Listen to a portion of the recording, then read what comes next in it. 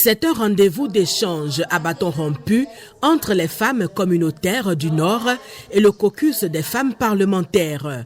Un plaidoyer de haut niveau. Voilà ce qu'elles attendent de leurs devancières à l'Assemblée nationale pour l'amélioration de leurs conditions de vie.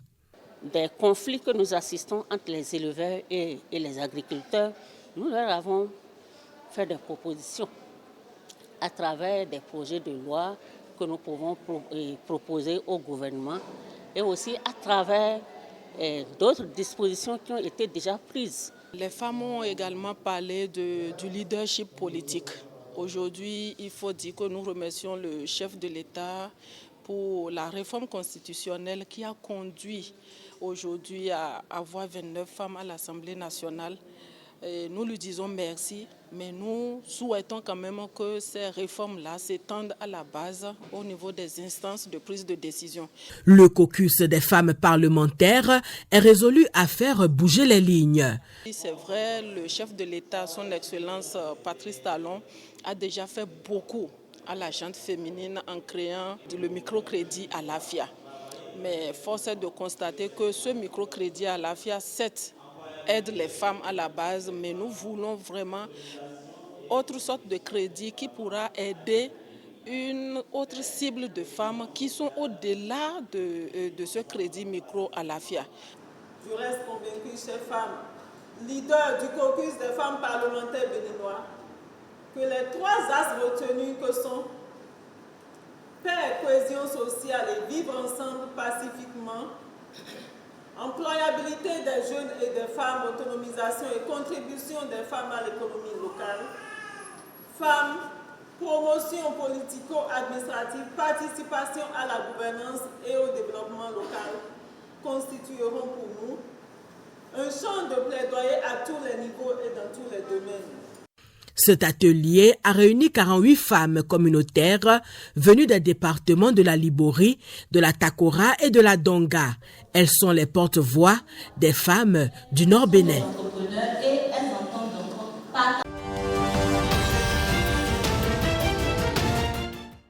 Lorsqu'on parle de diagnostic pour garantir la sécurité des patients, c'est toute la chaîne qui est questionnée. Depuis la formation, en passant par l'adaptation des curricula de formation et du cadre de formation, les infrastructures, les équipements, les ressources humaines et bien sûr et surtout un système qui interroge à chaque instant si la sécurité des patients est assurée à travers un bon diagnostic. C'est pourquoi je profite de cette occasion pour lancer un vibrant appel à tous les acteurs du système de santé, notamment les usagers de nos formations sanitaires, les professionnels de santé et les gestionnaires des établissements de santé, afin de conjuguer leurs efforts pour l'édification d'un système de santé capable d'offrir des soins sûrs et sécurisés à nos patients.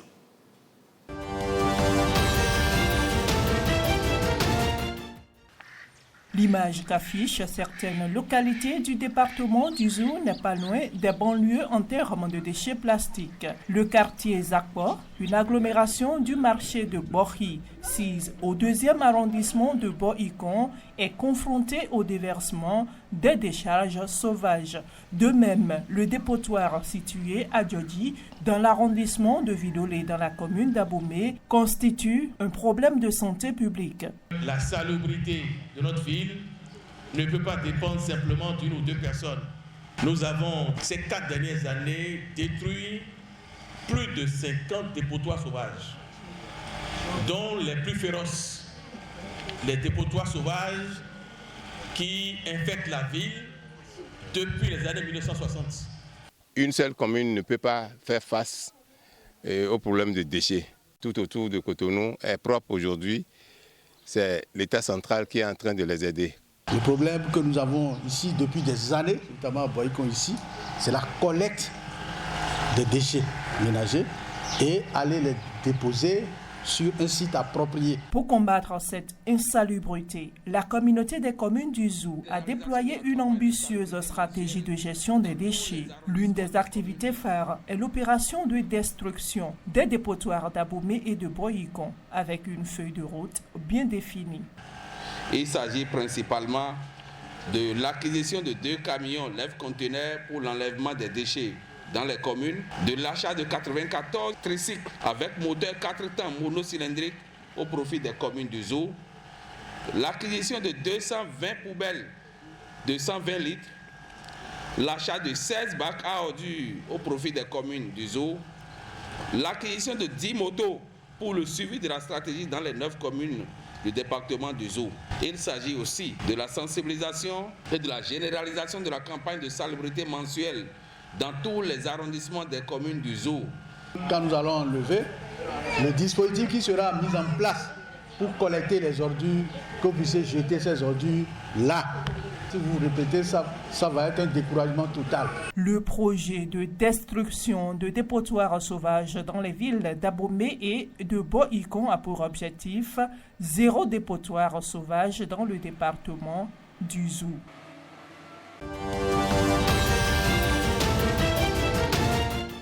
Cette aventure de bootcamp va durer 5 jours pour ces 50 jeunes de 15 à 35 ans de l'Atakora, sélectionnés après appel à candidature en ligne. Au menu, des modules sur la création d'entreprises, les techniques de marketing, la gestion financière d'une entreprise, l'entrepreneuriat social et bien évidemment la santé sexuelle et reproductive.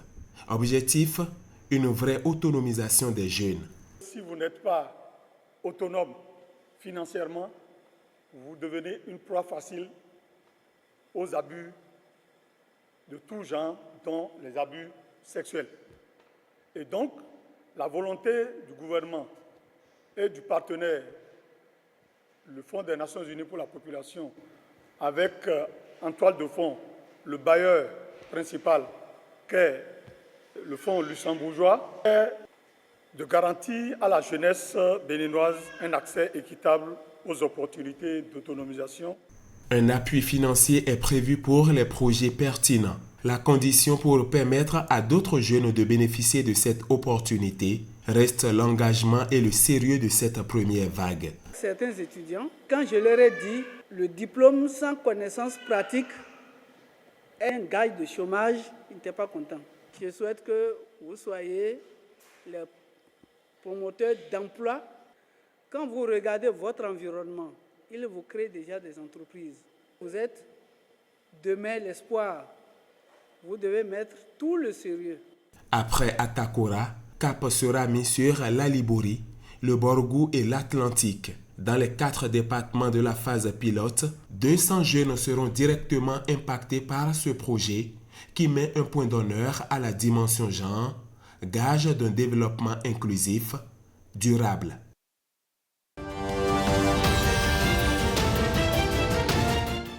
Au titre de l'année 2024, nous avons déjà fait... L'attention est soutenue et les regards sont focalisés sur la présentation de l'état de mise en œuvre des recommandations du programme ACMA 3, deuxième édition pour l'année 2024. Le programme ACMA 3 boucle bientôt ses 2 premières années de mise en œuvre. Et dans moins d'un mois, l'équipe doit tenir son atelier de planification pour élaborer son plan de travail de la 3e année. Nous pouvons nous permettre d'affirmer que les résultats engrangés sont satisfaisants, comme vous pourrez le constater avec les présentations. Et ce, grâce à vos précieux conseils. Ce satisfecit décerné à l'équipe du programme ACMA 3 est le fruit des efforts concertés des comités de pilotage et de suivi, 2 structures mises en place pour assurer l'atteinte efficace des résultats attendus au terme du programme. Comme j'ai l'habitude de le dire, la mise en œuvre harmonieuse du programme ACMA 3 passe nécessairement par la prise en compte des intérêts de tous les acteurs et partenaires du programme. À mon avis, c'est ce que l'équipe de pilotage du programme ACMA 3 a fait jusqu'ici. C'est pourquoi je tiens à remercier au nom du DEPAF MAEF et au nom de chacun des membres du comité de suivi pour ce qu'ils ont fait jusqu'ici.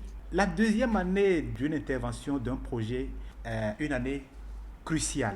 La théorie du changement doit toujours être un repère, un fil conducteur pour savoir si la stratégie que nous avons prévue pour le projet, est-ce qu'elle demeure toujours valable? Est-ce qu'il y a des maillons qu'il faut revoir? Je voudrais compter sur votre disponibilité et la pertinence habituelle de vos commentaires, de vos interventions pour améliorer la durabilité, l'efficacité et l'efficience du projet. Après cette présentation, le comité s'est rendu sur le terrain pour s'assurer de l'avancée des travaux menés par l'équipe du programme. Sur place, les questions des membres du comité ont trouvé des réponses auprès des spécialistes. Une visite guidée dans une ferme a marqué la fin de cette première journée de travail.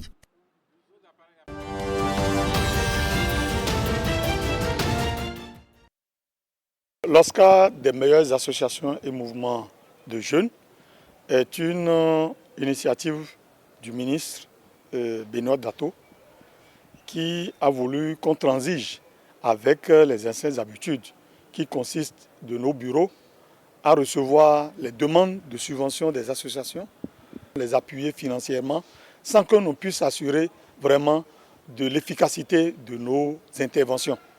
Alors, cette fois-ci, il a voulu qu'on change la donne, qu'on puisse primer les meilleures associations dans leurs activités au service à la communauté pour servir de stimulation, de motivation aux autres associations de jeunes. Le lundi 23, le dépôt des dossiers de candidature va commencer au niveau des directions départementales des sports, des mairies, de toutes les mairies. Entre autres conditions, les associations ou mouvements auront à justifier de leur existence légale. En plus, il ou elle, suivant le cas, auront à nous donner un film documentaire de 3 à 5 minutes qui retrace leurs activités sur le terrain ces 3 dernières années. Ils auront à nous donner des liens qui nous dirigent vers leur plateforme. Et c'est sur la base de ces critères et d'autres à découvrir. Et un jury national est installé et qui va revoir les désignations faites au niveau des départements pour que l'équité et la justice priment en dépit de tout.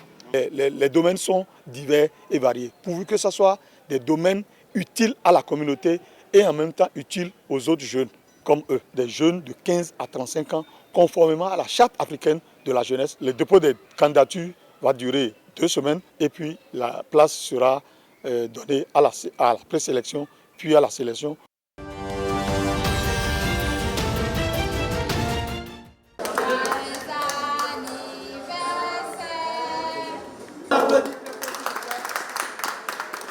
La coupure du gâteau, dernier acte de la célébration des 10 ans de Sedgro Informatique, un établissement qui a démarré ses activités le 6 septembre 2014 dans la cité des Pétonies. Pour marquer de fort belle manière cet anniversaire, le PDG a décidé d'encourager les 3 meilleurs aux différents examens CEP, BEPC et BAC des 4 communes du département. Une action sociale en lien avec le thème 10 ans d'activité dans la Donga, célébrons l'excellence.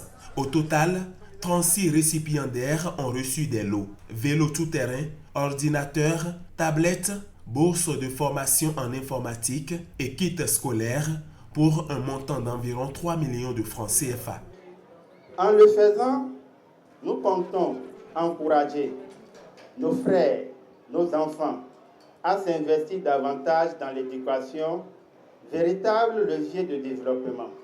Les établissements Sedgro Informatique ont voulu commémorer cet anniversaire d'abord pour dire sa gratitude de façon toute spéciale à sa fidèle clientèle et collaborateurs. Merci à nos parents et à nos enseignants qui nous ont permis d'être là aujourd'hui et de pouvoir recevoir ces prix que M. Sedgro nous a offerts. Merci. Il fallait oser et il l'a fait, et il est parvenu. Aujourd'hui, il fait ses 10 ans de la plus belle manière et en encourageant l'excellence à travers nos enfants. Donc on ne peut que lui dire merci.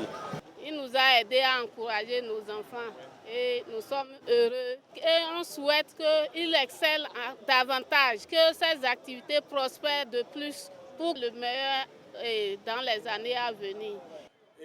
D'un kiosque au départ, Sedgro Informatique dispose 10 ans après de 2 sites, 2 structures qui permettent aux jeunes entrepreneurs de contribuer à la lutte contre le chômage en employant 17 jeunes dont 10 femmes pour divers services. Au-delà des services en informatique, aujourd'hui, nous sommes spécialisés dans le domaine du numérique. Merci pour votre confiance. Pour la suite de l'histoire, faisons ensemble l'avenir et ne subissons pas. Voilà les entreprises qu'il faut encourager. Et je suis très heureux que nous ayons devant nous ici les responsables des entreprises, les responsables des services publics qui utilisent le matériel informatique. Sedgro est l'ami de l'école de mon pays dans la Donga. Sedgro soutient bien les sélections scolaires et la direction départementale des enseignements maternels primaires de la Donga. Nous lui souhaitons une très bonne santé et une très longue vie.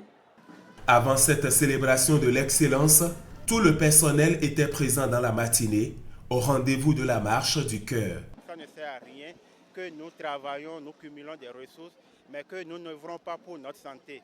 Donc c'est la raison principale, c'est une séance de sensibilisation pour permettre à tout le monde de faire le sport. La fête des 10 ans a démarré la veille par une caravane dans les rues de Djougou, suivie d'un concert.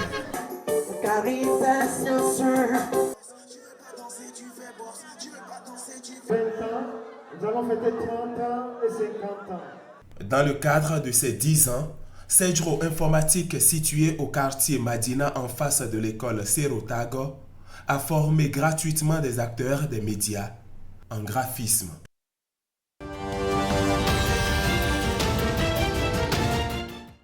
La deuxième édition des Journées du génie national de l'entrepreneuriat au Bénin est placée sous le signe de l'innovation, de la créativité et de l'entrepreneuriat. Occasion de sensibiliser les étudiants aux opportunités de création d'entreprises. En encourageant l'innovation et à la créativité chez les étudiants, cet événement les aide à concevoir de nouvelles idées, à acquérir de connaissances nécessaires pour identifier les opportunités d'affaires, à évaluer les risques et à trouver des solutions créatives au défi. C'est pour cette raison que, à l'UNESTIM, nous avons démarré depuis l'année passée un événementiel qui se veut de former des étudiants capables à pouvoir assumer ce vide dans la société qui est que nous avons des diplômés, mais que le service n'est pas assumé. Recteurs d'universités publiques, enseignants-chercheurs, partenaires publics et privés, tous réfléchissent à comment faire de l'employabilité un levier de développement. Je puis vous promettre, avec l'aide des autorités, nous ambitionnons construire pour 2024, projeter la maison de l'entrepreneuriat de l'UNESTIM ici à Abomey. Et je vais demander aux étudiants de ne laisser nulle place, nulle part, où la réflexion, l'intelligence, le passe et repasse.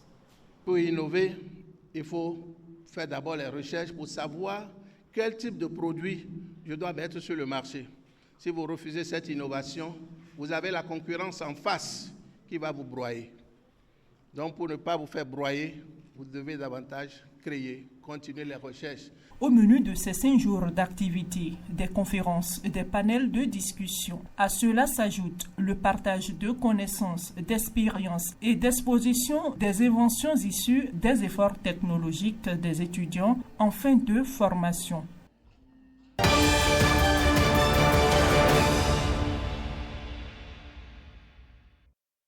C'est une lésion qui survient lors d'un accouchement. La fistule obstétricale s'observe à travers la perforation entre l'appareil génital de la femme et sa vessie ou le rectum, ceci dû à un travail prolongé sans accès à un traitement médical rapide et de qualité.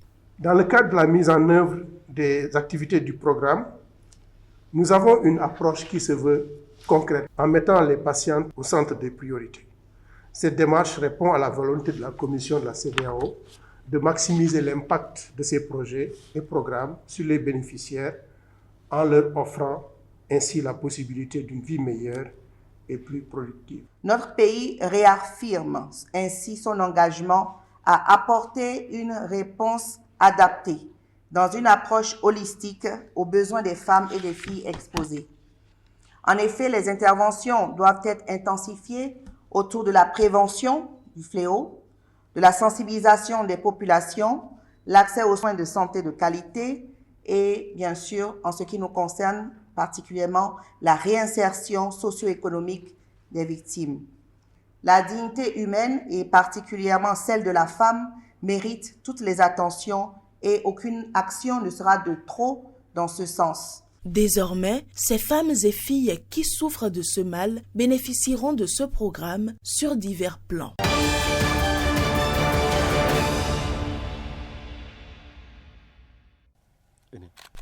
Une rencontre inédite à l'intérieur de cette réserve animalière. Ce grand mammifère carnassier, le guépard, animal emblématique de ce parc, il en abrite d'ailleurs près d'une vingtaine de têtes de ce spécimen. À quelques encablures, cette petite famille de babouins. Et à côté, ces troupeaux de coqs de buffon et de buffles, l'expression de la quiétude retrouvée par ces animaux sauvages. À plus de 600 km de ces aires protégées, le cliché n'est souvent pas le même. Des menaces pèsent sur les réserves de faune et on pointe du doigt les incursions des groupes terroristes à la frontière nigérienne et burkinabé. Les journalistes, notre boulot, c'est d'abord de chercher la vérité. C'est l'investigation qui nous manque assez souvent. Ou African Parks, ou la NPT qui a signé le contrat de délégation, les numéros sont ouverts. Ce parc Pendjari, sous gestion déléguée d'African Parks depuis 2017 et 2021 pour le W, constitue l'une des rares réserves de la biosphère du continent les mieux protégés. J'étais en train de demander aux coordonnateurs de faire en sorte que ceux qui sont venus ici puissent aller voir ce qui se fait aussi bien dans les parcs nationaux que dans la périphérie.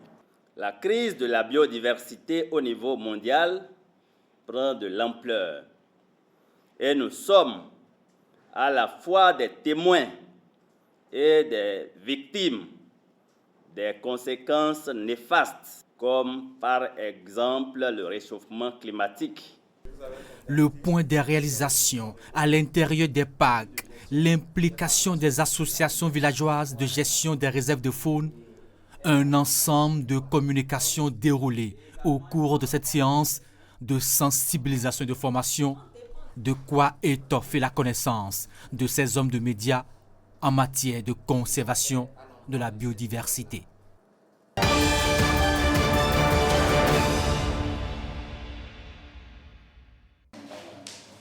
La petite est au rendez-vous pour ses apprenants de l'école primaire publique Songo dans la commune de Zakota. Le repas est bon, merci, président Taron. Du riz avec de l'ananas en dessert. C'est le premier déjeuner, ce deuxième jour de la rentrée des classes. Vous savez que parmi nous, il y a des enfants qui viennent à l'école sans le rond pour son alimentation, ne serait-ce qu'à midi.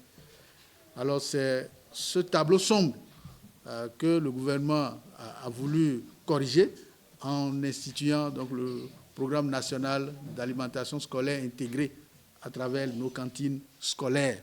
Et les résultats sont probants parce que ça nous a permis de maintenir les enfants à l'école et d'avoir de bons résultats à la fin de l'année. Nous sommes contraints de travailler, chers parents, les enfants qui sont à la maison, inscrivez-les. et ne les délogez pas, qu'ils soient à l'école pour que, au finish, nous puissions avoir 100% de taux d'achèvement dans nos écoles. Ce premier repas chaud donné rassure visiblement les enfants qu'ils vont bel et bien bénéficier cette année encore des cantines scolaires pilotées par le Programme alimentaire mondial PAM. Je souhaite une année réussie à nos enfants. Les vivres sont déjà là. Alors l'autre contrepartie, c'est la vôtre. À travers les dons en nature, nous voulons que nos enfants mangent des fruits et légumes.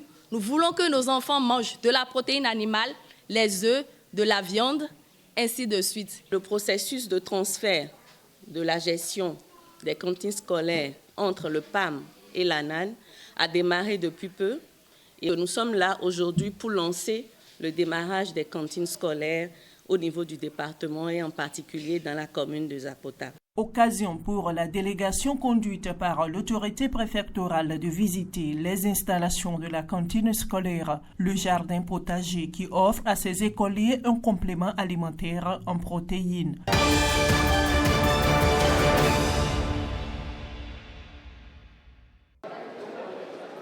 Le Bénin, à travers la tenue de ce 7e colloque international, entend se positionner comme un pôle d'innovation dans l'enseignement supérieur et la recherche scientifique. Un thème qui s'aligne parfaitement avec les priorités stratégiques du programme d'action du gouvernement du président Talon, un programme qui vise à positionner le Bénin comme un pôle d'innovation en Afrique, en exploitant bien sûr tout le potentiel de l'intelligence artificielle. Avec le Bénin, ce sera la sous-région, voire l'Afrique entière qui posera le pas de la transformation avec l'intelligence artificielle. L'initiative qui nous rassemble en ces lieux témoigne de notre engagement commun pour le progrès de l'enseignement supérieur et de la recherche en Afrique en général et dans notre sous-région ouest-africaine en particulier.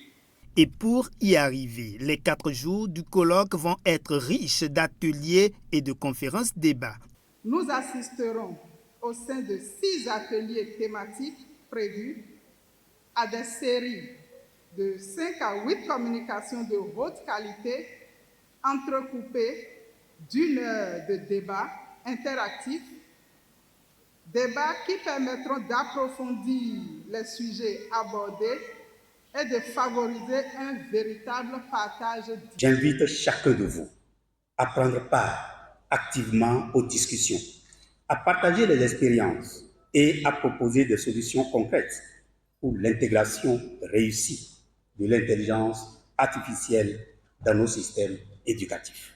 18 pays d'Afrique et d'Europe répondent présents à ces échanges scientifiques pour le rayonnement des universités africaines.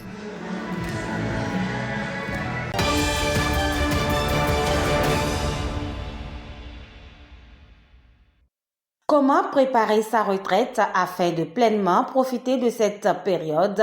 C'est la problématique au cœur de cet atelier de formation des directeurs départementaux et gestionnaires des ressources humaines des structures déconcentrées de l'État du Mono. Il y a un allègement des formalités de mise à la retraite et de jouissance des pensions.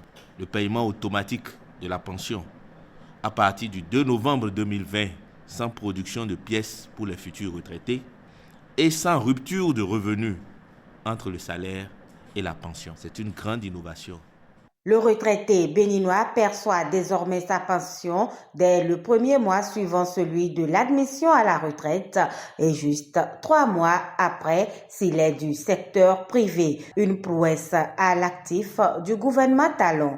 Dans un passé récent, les vaillants agents publics qui travaillent pour l'État, qui donnent le meilleur d'eux-mêmes durant leur temps de travail jusqu'à faire valoir leur droit à une pension de retraite, souffrent des tracasseries liées à la lourdeur administrative pour jouir de leur droit à la retraite. Le travailleur béninois se doit tout de même de connaître les formalités pratiques à accomplir avant de faire valoir ses droits à une pension de retraite.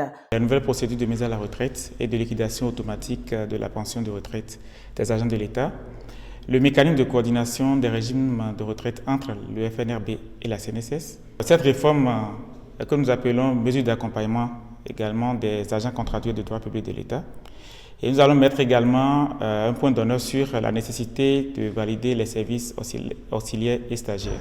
L'atelier a également pour but de démontrer aux salariés qu'on peut toujours réaliser durant la retraite en organisant bien ce temps libre.